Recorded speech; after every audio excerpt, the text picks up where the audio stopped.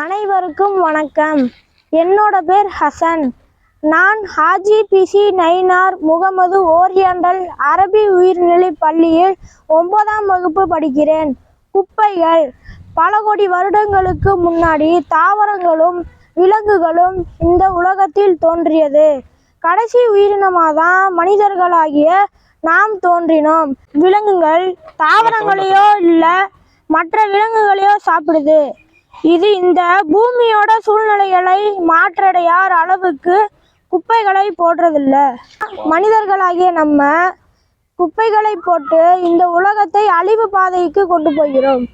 நாமளும் சில நூற்றாண்டுகளுக்கு முன்னாடி இயற்கையோடு ஒன்றிணைந்து வாழ்ந்தோம்.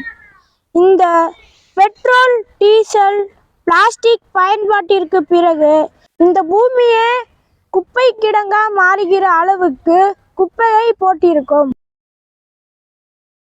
குப்பைகளை 2 விதமாக பிரிக்கலாம். ஒன்று மக்கும் குப்பை, 2 மக்காத குப்பை.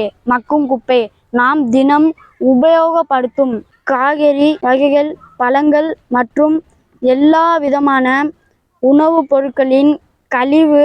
சுருக்கமாக சொல்ல போனால் எவையெல்லாம் மண்ணில் போட்டவுடன் மக்கி மண்ணோடு மண்ணாகிறதோ அது மக்கும் குப்பை.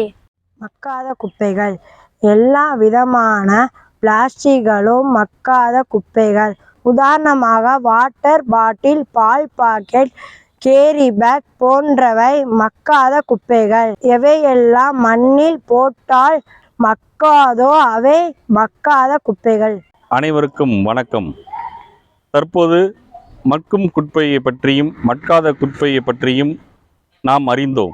இந்திய குடிமக்களாகிய நாம் செய்ய வேண்டிய முதல் கடமை என்னவென்றால், நம் வீடு தேடி வரும் தூய்மை பணியாளர்களிடம் மக்கும் குப்பையும் மட்காத குப்பையும் தரம் பிரித்து தந்தால் அதுவே சால சிறந்ததாக இருக்கும்.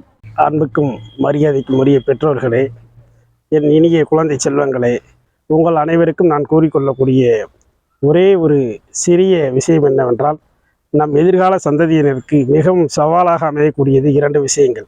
ஒன்று எலக்ட்ரானிக் கழிவுகள், இன்னொன்று பிளாஸ்டிக். பிளாஸ்டிக்கை ஒழிப்பதை முனைப்புடன் செயல்படுத்த வேண்டும்.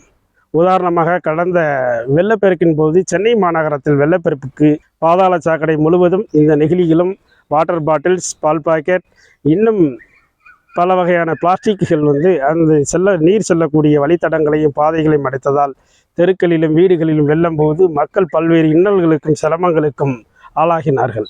இதுவே நமக்கு ஒரு மிகச்சிறந்த பாடமாக எடுத்துக்கொண்டு பிளாஸ்டிக் பயன்படுத்துவதை அறவே தவிர்த்து விட வேண்டும்.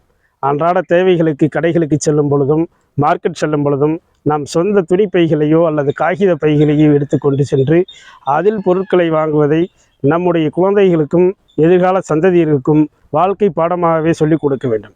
இதன் மூலம் அவர்கள் பிளாஸ்டிக்கை மறக்கடிக்க வேண்டும், பிளாஸ்டிக் பயன்பாட்டை தவிர்க்கப்பட வேண்டும் என்பதை ஆழ் மனதில் பதிய வைக்க வேண்டும்.